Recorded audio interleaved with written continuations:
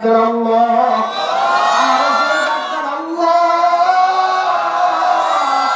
আর জোরে ডাক্তার ইয়া আল্লাহ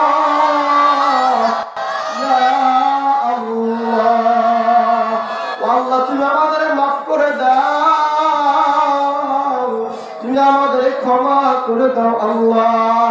আর একজন হিন্দু মূর্তি পূজক, একজন হিন্দু মূর্তি পূজক মূর্তিকে সামনে নিয়া শুধু সরম সরম সরম বলে ডাকতেছে, মূর্তি কোনো জবাব দেয় না।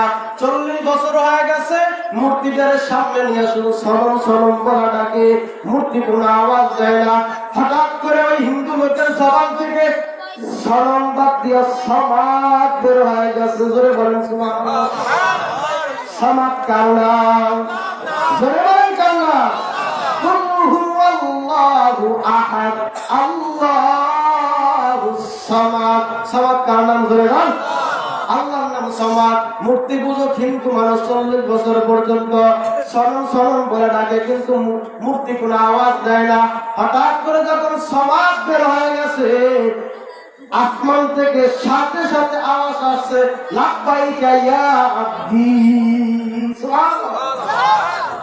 হিন্দু লোকটা ভয় পেয়ে গেছে, 40 বছর মূর্তির সামনে নিয়ে ডাকলাম, কোন সময় মূর্তি আমার ডাকে সাড়া দেয় নাই। কিন্তু আজকে আমি ইচ্ছা করে বলি নাই, আমার অজান্তে সমাজ বের হয়ে গেছে। কে সমাজ? কথা বলেন না, জোরে বলেন না। সমাজ কার নাম? আল্লাহ নাম যখন ওই হিন্দু লোকের জবান থেকে বের হয়ে গেছে, আল্লাহ তাআলা আর সহ্য করতে পারে নাই, সাথে সাথে ডাক দিয়েছে, লাব্বাইকা ইয়া আব্দি। ও বান্দা, তোর কি দরকার আমি আল্লাহর কাছে বল। হিন্দু লোকটা ভয় পেয়ে গেছে, বাট ডাকতেছে, তুমি কে? সমাজকে তুমি কে? তাকে সারা দিছ। এবার আসমান থেকে আওয়াজ আসতেছে, এ বাড়া, এ ভাই, ওরে আল্লাহর বান্দা, ও গোলাম, আমি সমাজ হইলাম আল্লাহ। সমাজ হইলাম আমি আল্লাহ, যে তোমার লালন পালন করছে, যে তোমারে বড় বানাইছে, যে তোমারে 2 বছর মায়ের গর্ভে রাখছে, যে তোমার ছোট থেকে বড় বানাইয়া পালছে, যে তোমার সূর্যের আলো দিতেছে, যে তোমার চন্দ্রের আলো দিতেছে, যে তোমার বাতাস দিতেছে, যে তোমার নদীর পানি দিতেছে, যে তোমার নদীর মাছ দিতেছে, সে হলো সমাজ। বলেন সুবহানাল্লাহ। আল্লাহ তাআলা বলেন, ও বান্দা, আমি 40 বছর পর্যন্ত তোমার জবানের দিকে তাকাইছিলাম, কখন তুমি একটা আমি আল্লাহ কয়ে ডাকতা। আমি আল্লাহ তাকাইছিলাম 40 বছর পর্যন্ত, আমি দেখি তুমি একটা বারের জন্য আমি আল্লাহর আল্লাহ কয়ে ডাক দাও না।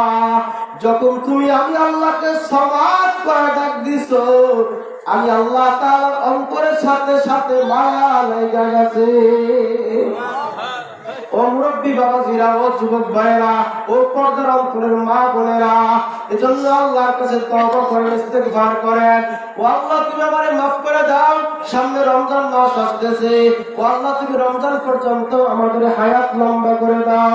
আল্লাহর রাসূল বলেন, এই রমজান মাসে রোজা রাখা আল্লাহর কাছে দোয়া করা, প্রতিদিন আল্লাহর কাছে একটু দোয়া করবেন, আল্লাহ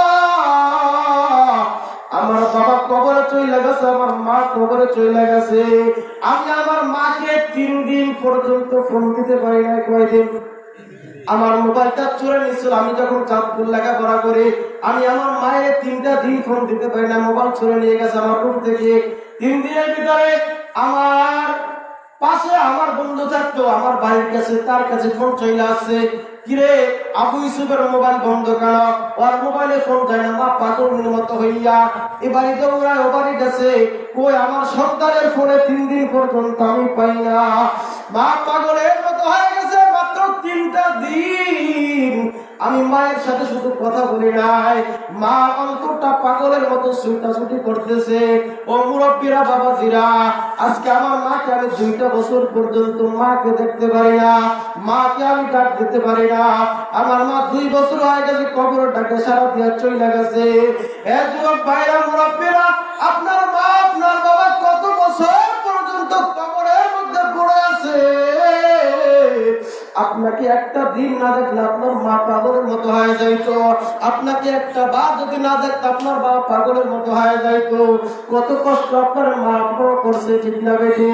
কত কষ্ট বাবাই করছে, কত কষ্ট মা করছে।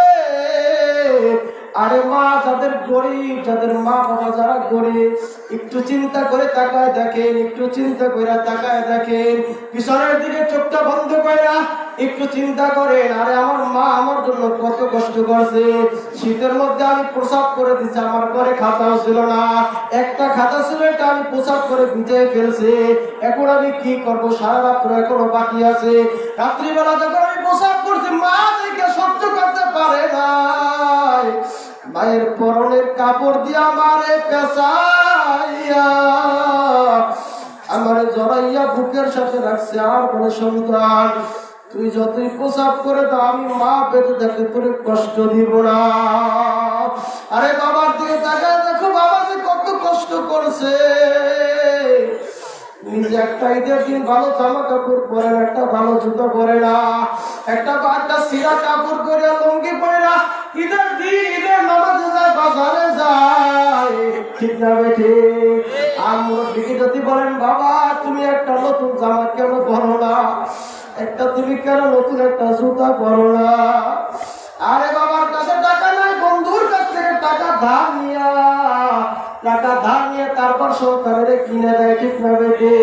এরকমের মায়েরা, এরকমের বাবারা যারা কবরের মধ্যে রাখা, এতিমের মতন কবরের মধ্যে কপালে বিছানা নেই, কোনো যোগাযোগের ব্যবস্থা নাই, 3 খান 4 খান পাতলা কাপড়ের প্যাকেট বানায়া কবরের মধ্যে রাখছো।